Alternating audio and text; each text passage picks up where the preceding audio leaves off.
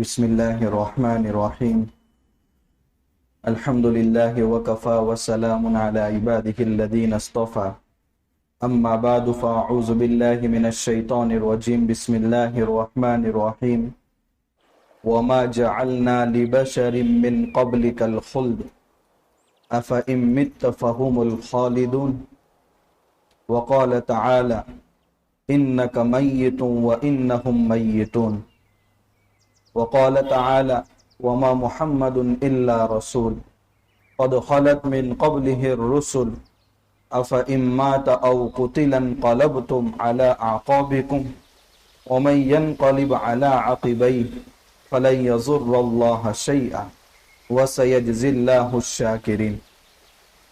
صدق اللہ مولانا العظیم. قابل احترام بزرگان دین،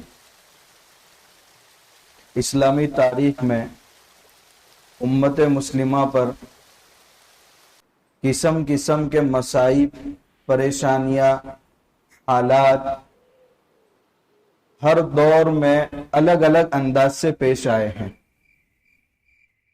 لیکن ان میں ایک حادثہ، ایسا حادثہ ہے تاریخ میں کہ اس کا مداوع، اس کا علاج، اس کا تدارک، اس کی تلافی اس دنیا کے اندر نہیں، اور وہ ہے میرے اور آپ کے آقا محمد رسول اللہ صلی اللہ علیہ وسلم کی وفات کا حادثہ. جو سورج مکہ کی سرزمین سے طلوع ہوا تھا اور مدینہ کی سرزمین میں جا کر غروب ہو گیا، مگر اس کے باوجود اس کی شعاعیں، اس کی کرنیں آج تک بلکہ قیامت تک دنیا کے ایک ایک کونے کو روشن کرتی رہے گی.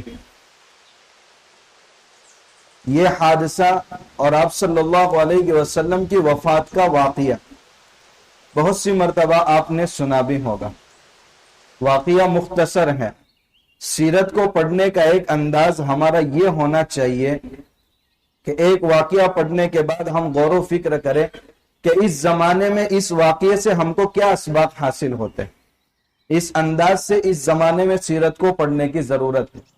ہر واقعے سے بے شمار اسباق حاصل ہوتے ہیں اگر انسان غور و فکر کرے.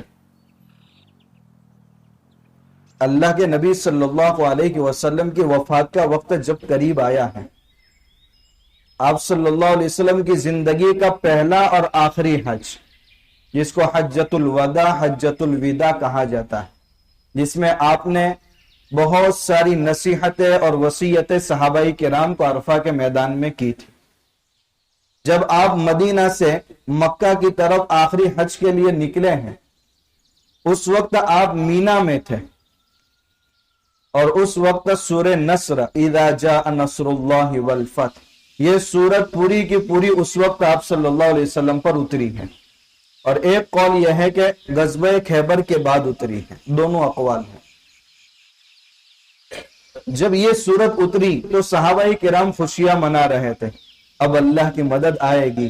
وَرَأَيْتَ النَّاسَ، اور آپ لوگوں کو دیکھیں گے، يَدْخُلُونَ فِي دِينِ اللَّهِ أَفْوَاجًا، کہ لوگ جوق در جوق دین کے اندر داخل ہوں گے. لیکن حضرت ابوبکر صدیق رضی اللہ تعالیٰ عنہ اس سورت کو سن کر کے رو رہے تھے. تو اللہ کے نبی صلی اللہ علیہ وسلم نے پوچھا کہ رونے کی کیا وجہ ہے؟ تو حضرت ابوبکر صدیق رضی اللہ تعالیٰ عنہ نے فرمایا، یا رسول اللہ، اس میں تو اشارہ کیا گیا ہے آپ کی وفات کی طرف، اس لیے کہ آپ جس مشن کو لے کر اس دنیا میں آئے ہیں اس کی تکمیل ہو جائے گی. لوگ آپ کے لائے ہوئے دین کے اندر جوق در جوق داخل ہوں گے تو اللہ تعالیٰ مزید آپ کو اپنے سے دور رہنے نہیں دیں گے، بلکہ اللہ تعالیٰ آپ کو اپنے پاس بلا لیں گے. ٹھیک مینا کے بعد جب اب عرفات کے اندر آئے ہیں اور آپ نے وہ تاریخی خطبہ لوگوں کے سامنے پیش کیا، تو میدان عرفہ میں سورہ مائدہ کی تیسری آیت نازل ہوئی، الیوم اکملت لکم دینکم، آج ہم نے تمہارے دین کو تمہارے اوپر مکمل کر دیا، واتممت علیکم نعمتی، اور میری نعمت کو تمہارے اوپر تام کر دیا. جب یہ آیت نازل ہوئی تو اور صراحت ہو گئی کہ اب آپ زیادہ دن اس دنیا کے اندر نہیں رہیں گے۔ چنانچہ یہ حجۃ الوداع عرفہ کی تقریر کے بعد حضور 81 ڈیز 81 دن اس دنیا میں رہے، اس سے زیادہ نہیں۔ عرفہ کے میدان میں آپ کی تقریر مکمل ہو گئی۔ اس کے بعد ذوالحجہ کا مہینہ تھا، محرم، صفر، ربیع الاول، تو آپ محرم اور صفر مدینہ میں ہی مقیم رہے۔ اس کے بعد آپ نے کہیں کا سفر کا قصد نہیں کیا، لیکن مدینہ میں آنے کے بعد صفر کے مہینے میں اللہ کے نبی صلی اللہ علیہ وسلم شہدائے احد کی زیارت کے لیے گئے، اور وہاں جا کر آپ نے یہ فرمایا ان قریب ہم بھی آپ لوگوں کے ساتھ مل جائیں گے۔ پھر آپ نے ان کے لیے دعا فرمائی۔ پھر جنت البقیع میں جو خوش نصیب لوگ سوئے ہوئے ہیں، اللہ کے نبی صلی اللہ علیہ وسلم وہاں گئے اور دیر تک ان کے لیے دعائیں کرتے رہے۔ اس کے بعد مدینہ کے اندر آئے۔ 16 صفر سن ہجری 11 حضرت اسامہ بن زید رضی اللہ تعالیٰ عنہ کو قائد بنا کر کے ایک فوج کو روم کی طرف روانہ کیا۔ چھوٹے تھے قائد، 18 سال کے، تو منافقین نے اعتراض شروع کیا کہ اتنے بڑے بڑے صحابہ کرام ہیں اور 18 سال کے نوجوان کو حضور نے قائد بنا دیا۔ تو اللہ کے نبی صلی اللہ علیہ وسلم نے فرمایا ان لوگوں نے تو اسامہ کے والد پر بھی اعتراضات کیے تھے، زید بن حارثہ، اور چونکہ حضرت زید حضرت خدیجہ کے غلام تھے تو منافقین نے یہ کہا کہ غلام کے بیٹے کو انہوں نے بڑے بڑے صحابہ پر امیر بنایا ہے۔ تو حضور نے فرمایا مجھے اسامہ سے بھی محبت ہے، مجھے زید سے بھی محبت ہے۔ حضور نے ان کے اعتراضات کی کوئی پرواہ نہیں کی اور ان کی قیادت کے اندر ایک فوج روم کی طرف روانہ کی۔ روم میں ایک جنگ اور پیش آئی تھی جس میں حضرت اسامہ کے والد زید بن حارثہ رضی اللہ تعالیٰ عنہ شہید ہوئے تھے۔ خیر وہ قافلہ روانہ کیا۔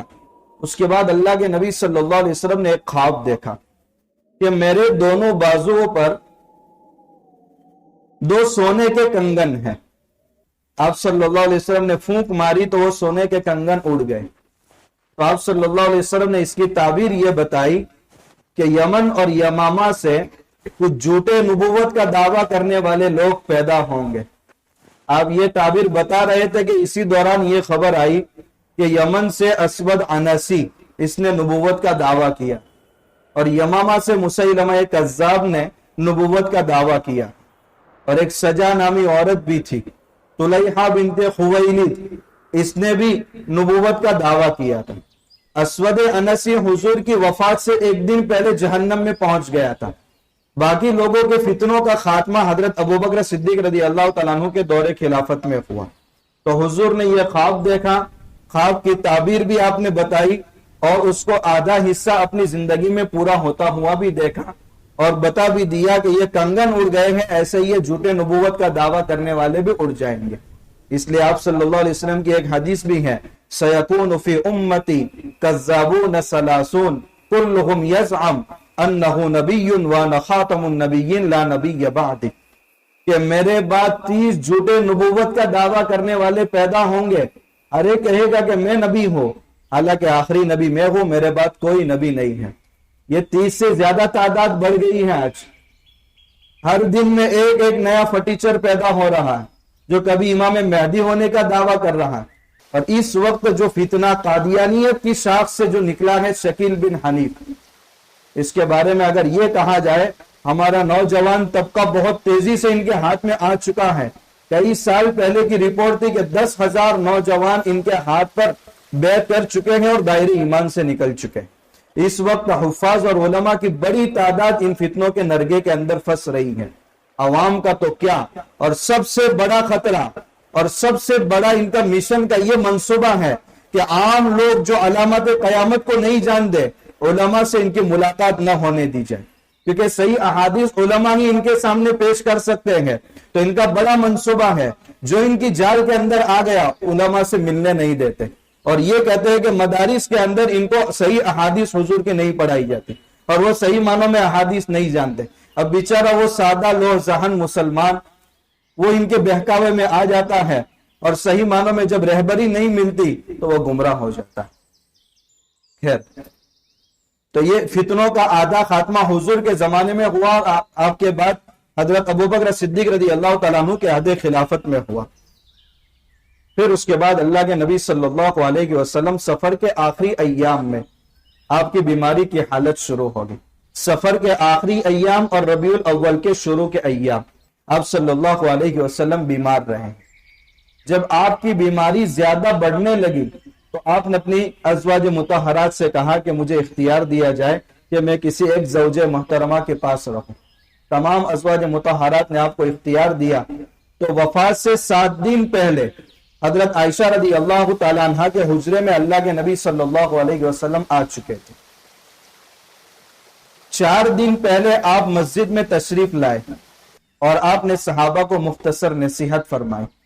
اس کے بعد ایک اور مرتبہ آپ تشریف لائے حضرت علی اور حضرت فضل بن عباس رضی اللہ تعالیٰ عنہما کے کندھوں کے سہارے، اور آپ نے صحابہ کرام کو جمع کر کے فرمایا کہ اگر میں نے زندگی میں کسی کا مال لیا ہے تو آج میں بدلہ چکانے کو تیار۔ اگر کسی کی عزت کے خلاف میں نے کوئی بات کہہ دی ہے تو آج وہ مجھے برا کہہ دے۔ اگر کسی کی پشت پر میں نے کوڑا مارا ہے تو میری پشت آج حاضر ہے۔ جو بندہ مجھ سے آج بدلہ لے لے گا وہ میرے لیے سب سے زیادہ محبوب ہوگا، اور اگر بدلہ لینا نہیں چاہتے تو وہ حق جو تمہارا میرے ذمے ہے میرے لیے حلال کر دو، اللہ کی عدالت میں میری باز پرسہ نہ۔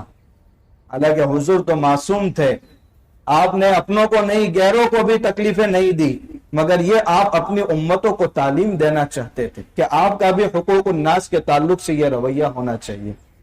پھر اللہ کے نبی صلی اللہ علیہ وسلم کی بیماری اور زیادہ بڑھنے لگی اور آپ نصیحت فرما کر کے اپنے حجرے میں تشریف لے گئے۔ پھر جتنے دن باقی تھے آپ وقتاً فوقتاً کچھ نصیحتیں جو بھی آپ کے پاس ملنے کے لیے آتے تھے ان کو بتاتے تھے۔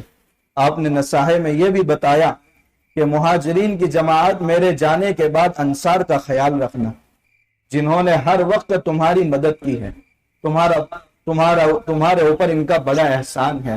ان کے اچھے کے ساتھ بھلائی کا معاملہ کرنا اور ان کے موسی یعنی برے کے ساتھ درگزر کا معاملہ کرنا۔ پھر آپ نے فرمایا کہ میں دنیا میں سب کا بدلہ دے چکا ہوں مگر ابو بکر کا بدلہ خود اللہ دے گا، اور ابو بکر تو میرے خلیل ہے، اور مسجد نبوی میں جن جن لوگوں کے گھر کے دروازے کھل رہے ہیں وہ سارے کے سارے بند کر دو، صرف ابو بکر کا دروازہ مسجد میں کھلا رہنا چاہیے۔ یہ بات آپ صلی اللہ علیہ وسلم نے کہی، اور جس دن صبح آپ اس دنیا سے رحلت فرما گئے اس سے پہلی والی رات میں آپ کی حالت یہ تھی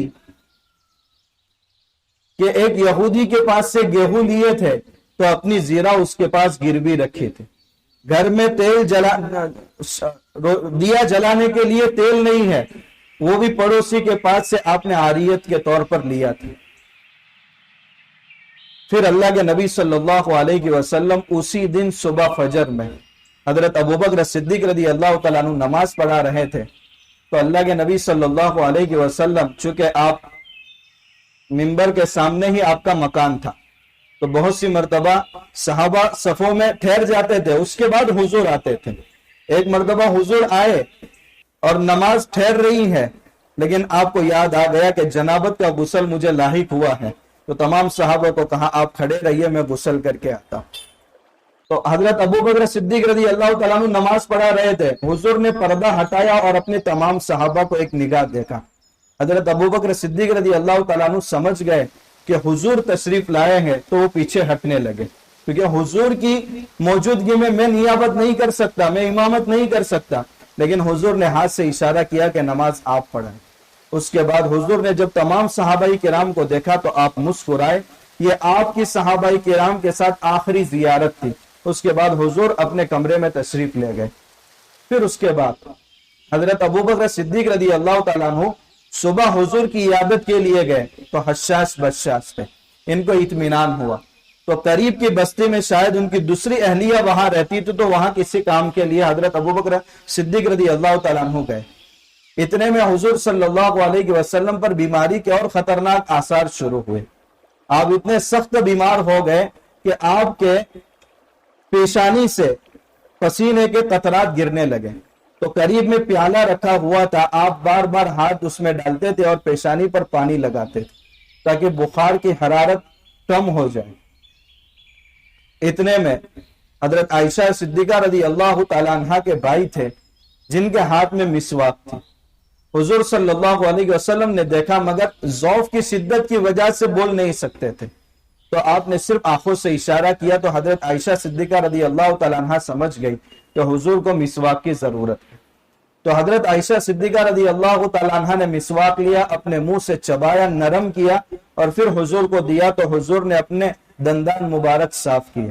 حضرت عائشہ رضی اللہ تعالیٰ عنہ فخریہ طور پر فرماتی تھی کہ آخری وقت میں حضور کے پیٹ میں اگر کوئی چیز گئی ہے تو میرا لعاب دہن گیا ہے اور میرے لیے سعادت کی بات ہے۔ پھر اللہ کے نبی صلی اللہ علیہ وسلم اس وقت بڑے پریشان ہو رہے تھے، موت کی سختی ہر کسی کو ستاتی ہے۔ حضرت اللہ کے نبی صلی اللہ علیہ وسلم بار بار یہ دعا پڑھ رہے تھے، اللہم اغفر لی ورحمنی، اے اللہ میری مغفرت فرما، مجھ پر رحم فرما، اللہم بالرفیق الاعلی۔ اتنے میں حضرت فاطمہ الزہرا رضی اللہ تعالیٰ عنہ نے حضور کو دیکھا تو بہت غمگین ہو گئی،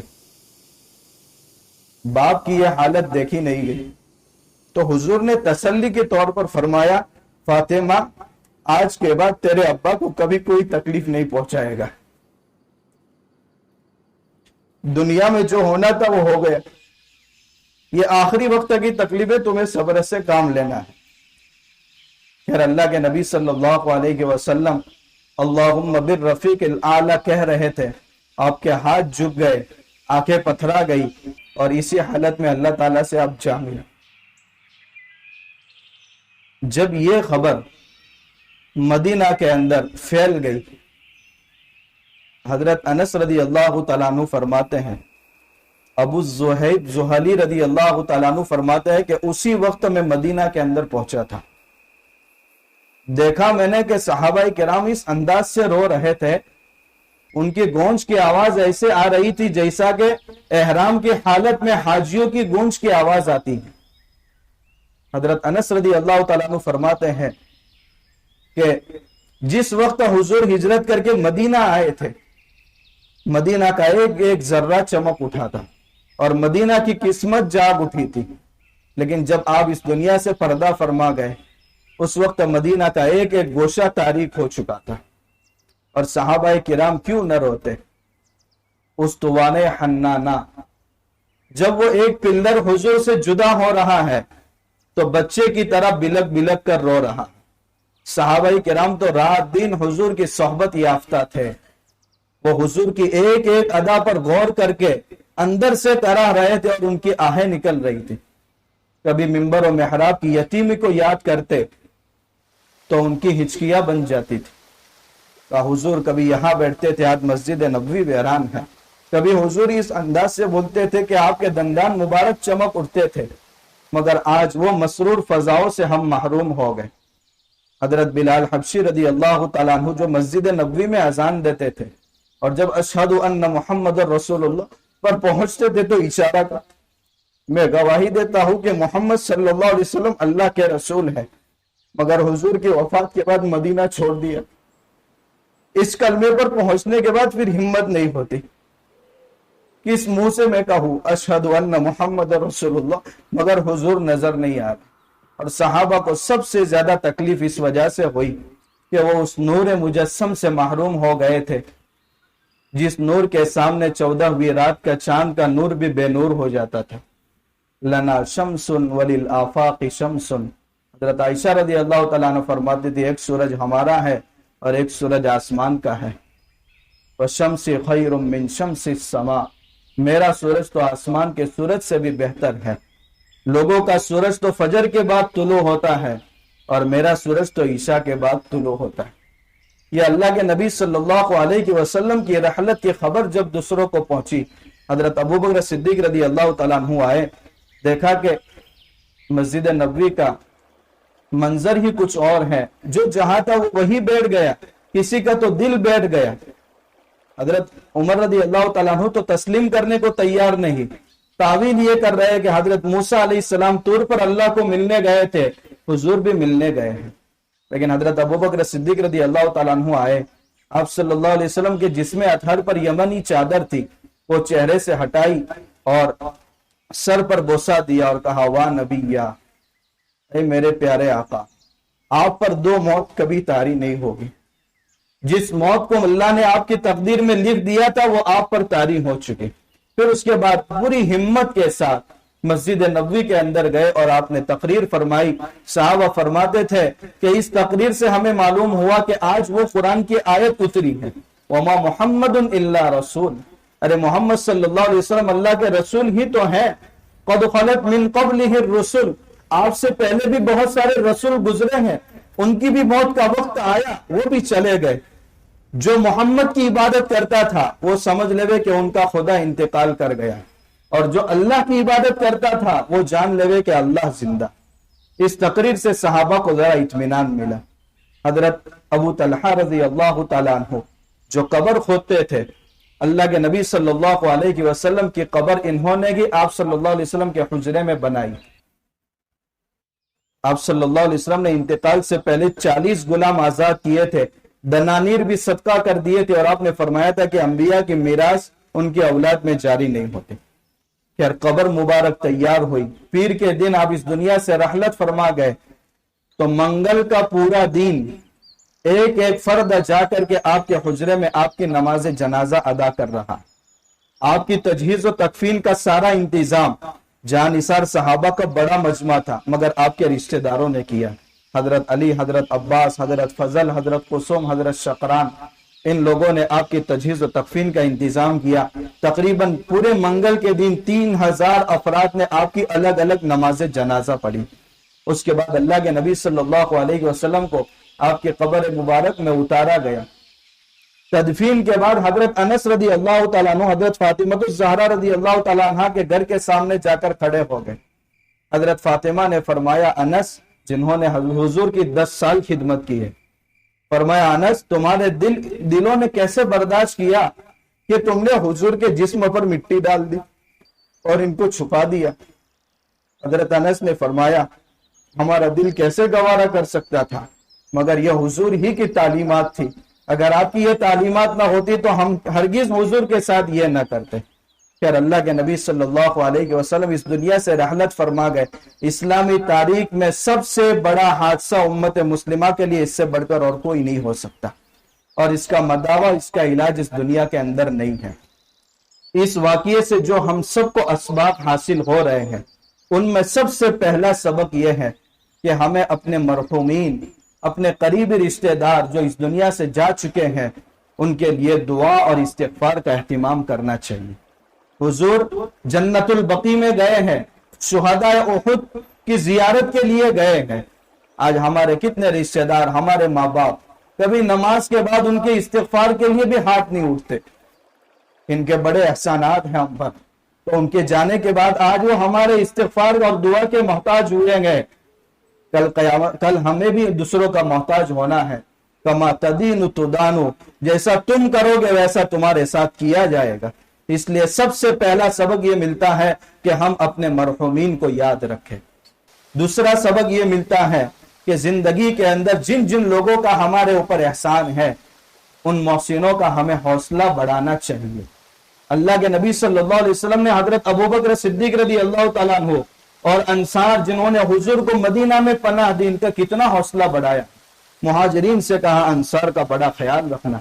حضرت ابوبکر صدیق کے بارے میں فرما رہے ہیں یہ میرے خلیل ہیں, اللہ ان کو میری خدمت کا بدلہ عطا فرمائے گا. اور سب گھروں کے دروازے بند کر دو, صرف ابو بکر کا دروازہ کھلا رہا. تو اپنے محسنین کا حوصلہ بڑا رکھنا چاہیے. دل کو اتنا وسیع ہونا چاہیے کہ کم سے کم ہم اپنے محسنین کا حوصلہ بڑھائیں. تیسرا سبق یہ ملا کہ ہمیشہ عہدے پر ایسے شخص کو فائز کرنا چاہیے جس میں اہلیت بھی ہو, جس میں صلاح بھی ہو, اور جس میں صلاحیت بھی ہو. حضرت اسامہ رضی اللہ تعالیٰ عنہ کو اللہ کے نبی صلی اللہ علیہ وسلم نے امیر بنایا, کیونکہ حضور جانتے تھے کہ ان میں صلاح بھی ہے, صلاحیت بھی اور اہلیت بھی ہے. چاہے وہ ایک غلام ہے, ایک غلام کے بیٹے ہیں, مگر ان میں اہلیت ہے. اس لیے اگر کسی شخص نے ایسے شخص کو ذمہ دار بنایا جس میں واقعیتاً اہلیت ہے اور لوگوں سے اس کو فائدہ پہنچتا ہے تو سب کا اجر اسی کو بھی ملے گا. اور اگر عہدے پر کسی غلط شخص کو فائز کر دیا تو جتنا نقصان لوگوں کو پہنچے گا اس کا وبال بھی اسی پہ بھگتنا پڑے گا. یہ اس واقعے سے ہمیں تیسرا سبق حاصل ہوا. چوتھا سبق یہ حاصل ہوا کہ جب کسی قریبی رشتہ دار کا انتقال ہو جائے تو تجہیز و تکفین کا انتظام ان کے قریبی رشتہ داروں کو کرنا چاہیے. آج شہروں میں حالات ایسے بنے ہیں کہ غسالہ اور غسال، غسل دینے والا مرد اور عورت کا انتقال ہو جائے تو غسل دینے والی عورت کچھ پیسے دے دو اور وہ خود غسل دے دے. غسل کا طریقہ بھی ہمیں نہیں معلوم، کفن کاٹنے کا طریقہ بھی ہمیں نہیں معلوم، حتیٰ کہ نماز جنازہ بھی ہم نہیں پڑھا سکتے. یہ اپنے مرحوم رشتہ داروں کے ساتھ حق تلفی ہے. عام طور پر شہروں کا یہ ماحول بن رہا ہے. مسجد کا ایک خادم ہے، وہی سب کچھ کرے گا، کچھ پیسے دے دو.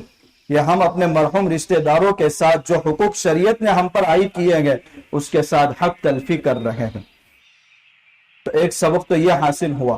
حالانکہ حضور کے سارے جان نثار صحابہ ہیں، مگر آپ کی تجہیز و تکفین کا انتظام کون کر رہے ہیں؟ خود آپ کے قریبی رشتہ دار کر رہے ہیں. ایک سبق یہ حاصل ہوا کہ جب انسان اپنی عمر کے اس حصے میں پہنچ جائے جس کے بعد پھر مایوسی ہونے لگتی ہے تو انسان کو پوری زندگی صدقہ اور خیرات اور نیک اعمال کرتے رہنا چاہیے، مگر عمر کے اس حصے کے اندر ان میں اضافہ کر لینا چاہیے تاکہ اللہ کی بارگاہ میں جب حاضری ہو تو زندگی کے آخری ایام میں جو نیک اعمال کیے ہیں وہ اللہ کی بارگاہ میں پیش کر سکے. حضور نے وفات سے پہلے 40 غلام آزاد کیے تھے، اتنے دنانیر آپ نے صدقہ کیے ہیں، تو حضور کا آخری عمل یہ تھا. ایک سبق یہ بھی حاصل ہوا کہ اپنی بدن کی صفائی کا خوب خیال رکھنا چاہیے. اللہ کے نبی صلی اللہ علیہ وسلم کا آخری وقت ہے، بدن میں طاقت نہیں ہے، مگر اس کے باوجود آپ آنکھوں سے اشارہ کر کے مسواک منگوا رہے ہیں اور اپنے دانتوں کی صفائی کر رہے ہیں. آج مسواک کی جگہ برش نے لے لی ہے. شاید کسی کے پاس مسواک مل جائے، حالانکہ اس کے 70 سے زیادہ فائدے حضرت شیخ نے لکھے ہیں. ان میں سب سے بڑا فائدہ ہے جو ہماری زندگی اور آخرت کا مقصود ہے کہ موت کے وقت تک کلمہ نصیب ہو جائے. تو مسواک کا بھی اہتمام کرنا چاہیے. برش کرنے پر صفائی تو حاصل ہو جاتی ہے مگر اتباع سنت کا ثواب نہیں ملتا. ایک سبق یہ بھی حاصل ہوا کہ حضور آخری دن فجر میں پردہ ہٹا کر کے اپنے صحابہ کو دیکھ رہے ہیں کہ نماز پڑھ رہے ہیں تو آپ مسکرا رہے. اس سے یہ سبق حاصل ہوا دین کا کوئی کام اگر اچھے طریقے سے ہو رہا ہے تو اس کو دیکھ کر ایک ایمان والے کو خوش ہونا چاہیے. یہ ایمان کی علامت ہے. حضور نے اپنے صحابہ کو دیکھا کہ سارے اچھے کام میں، نیک کام میں مشغول ہیں تو مسکرائے. اگر دین کا اچھا کام ہو رہا ہے تو اپنے دل کے اندر بھی یہ جذبہ پیدا ہونا چاہیے کہ گنہگار آنکھوں سے تو میں یہ اچھی چیز دیکھ رہا ہوں. یہ حضور کی سنت ہے. اور ایک آخری سبق بتا دوں، حضرت فاطمہ الزہرا رضی اللہ تعالی عنہ جب اللہ کے نبی صلی اللہ علیہ وسلم پر موت کے آثار طاری ہوئے تو بے چین ہو گئی. کیا میرے والد کو میری نگاہ کے سامنے کیسی تکلیف ہو رہی؟ تو آپ صلی اللہ علیہ وسلم نے فرمایا فاطمہ صبر کرو، آج کے بعد تیرے باپ کو کوئی تکلیف نہیں ہوگی. لیکن ہماری بدعمالیوں سے یہ لگ رہا ہے کہ حضور نے اپنی صاحبزادی کو تسلی کے طور پر یہ فرمایا تھا. حضور کو معلوم تھا کہ میری امت جب بے دینی کا شکار ہوگی تو ان کے بد اعمال جب میری قبر مبارک میں پیش کیے جائیں گے تب بھی مجھے تکلیف ہوگی. آج ہم دیکھیں، ہم اپنے اعمال سے یہ بتا رہے حضور زبان سے ہم آپ کے ساتھ ہیں لیکن عمل سے ہم آپ کے یہود و نصارہ جو دشمن رہیں گے ان کے ساتھ. ہماری شادی کی رسومات دیکھ لیجئے، ہمارے گھر میں بچے کی ولادت کی رسومات دیکھ لیجئے، سارے ان یہود و نصارہ کے طریقے پر ہے جنہوں نے حضور کو خوب ستایا. ہم نے حضور کے طریقوں کو اور آپ کی سنتوں کو اپنی زندگیوں سے نکال دیا. اس سے یہ لگتا ہے کہ حضور نے یہ فرمایا تھا صرف آپ کی صاحبزادی کی تسلی کے طور پر، ورنہ آج بھی حضور اپنی قبر مبارک میں چین سے نہیں سو رہے کہ ہماری بدعمالیاں خوب ستا رہی. اس لیے اس واقعے سے ہمیں سبق یہ حاصل کرنا چاہیے کہ حضور نے پوری زندگی کے اندر ہم کو کیا ہوم ورک دیا، کیا اسباق پڑھائے تھے. آخری وقت میں جب آپ کے ہوٹ ہل رہے گے تو حضرت عائشہ رضی اللہ تعالیٰ عنہ کان لگا رہی ہیں. حضور کیا فرما رہے ہیں؟ الصلاۃ وما ملکت ایمانکم، نمازوں کا بڑا خیال رکھنا، اور اپنے ماتحت جو کمزور لوگ ہو ان کے کمزوری کا غلط فائدہ اٹھاتے ہوئے ان کو دبانے کی کوشش مت کرنا. اور ایک آخری سبق یہ حاصل ہوا کہ انسان کو حقوق الناس کے بارے میں بہت زیادہ فکر مند رہنا چاہیے. اللہ کے نبی صلی اللہ علیہ وسلم آخری وقت میں مسجد میں آ کر کے کہہ رہے ہیں اگر میں نے کسی کا کوئی حق مارا ہے آ کر کے مجھ سے بدلا لے لے.